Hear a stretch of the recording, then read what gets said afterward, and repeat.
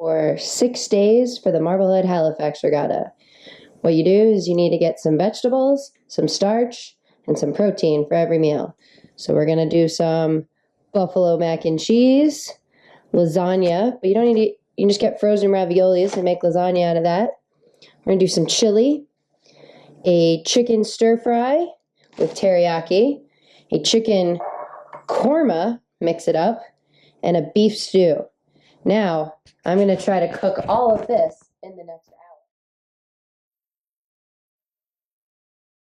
A pot to cook our chili going, a pot for our pasta, pot for our rice, and pot to cook the sausage for the lasagna. Step 2, go ahead and open your grill and throw on all your meat. Over here we have some meat for a stew and some stir fry. Also some chicken for some stir fry, and the chicken for the buffalo mac and cheese. I just put some salt and pepper on these with a little Worcestershire and soy sauce. And then for the buffalo, I added a little bit of Frank's Red Hot. So we'll let these grill and then we'll flip them over. Over here we got our chili cooking with the sausage, onions, and peppers. Threw a bunch of spices in there like chili powder, cumin, and paprika. Don't want to make it too spicy because you never know how people's stomachs are going to feel offshore.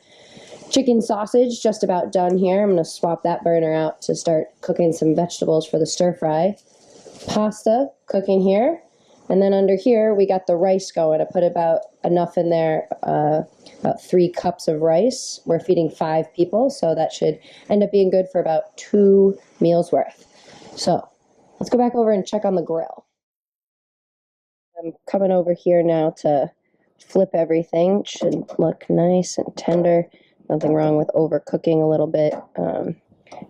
Need anybody getting seasick and then food sick out there. So making sure everything is fully cooked. Ooh, the buffalo chicken smells good. And then we'll be back with more. So I bought these pans and I made sure to measure the oven to make sure these would fit in the galley oven. And I'm laying them out here for each one of my meals. I took frozen ravioli and laid that down and then put the meat on top of that. And now I'm going to pour the sauce on top of that.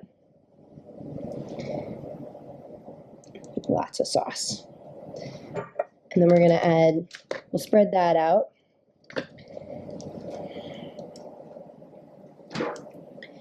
And then I'm going to add some cheese, because everybody loves cheese.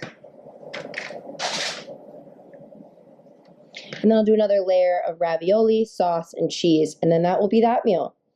Over here, I've got the macaroni. I've got some butter in there right now, kind of melting. That's going to wait for the buffalo mac and cheese, which is still out on the grill. And then we'll add the cheese and some breadcrumbs and maybe some Worcestershire stuff in there. And here, I added some beans and some tomato puree to the chili. So we're going to go ahead and turn that off, and we're going to throw that in a pan here soon. Rice is still cooking, and everything else is out there. Next step is to throw a bunch more vegetables on here and start making those stir fries up. Okay, now we're back in the kitchen. The chili is done. I put a little cheese on top of that. The lasagna / ravioli is ready to go. The chicken's just about ready on the grill outside. Gonna bring that in. The beef is done. I've gone ahead and added some of the beef to what's going to be a beef stew. So there's some potatoes, carrots, and celery in there. I'm gonna add my secret weapon here to give that a little bit of flavor. I'm gonna let that boil and reduce down so it becomes nice and thick stew so it's easy to eat. Over here I have the vegetables getting ready for sort of our Indian-inspired chicken korma stir fry. Just added some more vegetables over here. This is what the beef is now going to be added to. So we're going to come over here and throw that in.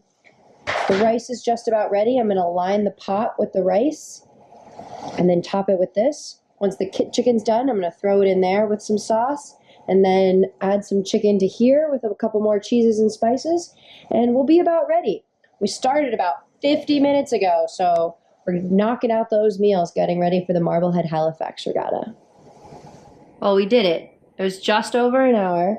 but we were able to make 6 meals. So we've got our beef stew with the grilled beef added to some vegetables of carrots, potatoes, and onions and celery with a little broth and, of course, rum. Our buffalo mac and cheese, we grilled that buffalo chicken on the grill and then cooked up some great Annie's mac and cheese. Spice that up with some Frank's, some Worcestershire sauce, and a little breadcrumbs on top that will give us some crunch when we warm it up. We have our chili here that was onions and peppers mixed with some beans, tomato purees, and spices, topped with a little cheese. Our ravioli lasagna, layered raviolis with chicken sausage and sauce and cheese. A beef stir fry. That beef came from the grill with some soy sauce, salt, and pepper mixed with some vegetables, which have some broccoli, carrots, and water chestnuts. And then our sort of Indian-inspired chicken korma, where we cooked the rice along with the beef stew rice and mixed it with chicken and some carrots and snap peas and topped that with the chicken korma sauce. So there we are. We should be eating well on our way to Halifax. And we are able to provision the whole boat for about $120. So that is it. Oh, wait, we're not done. Does anybody want to come over and help me do all the dishes? This might take me another double the time it took to cook. One last thing. When you're going on the boat, you want to make sure they're reinforced. So the plastic things that these come with are great, but they're too high. So you need it when you're trying to make room for much space. So using the foil and duct tape to reinforce the sides, so therefore nothing rips. Now you're able to get all the meals very compact.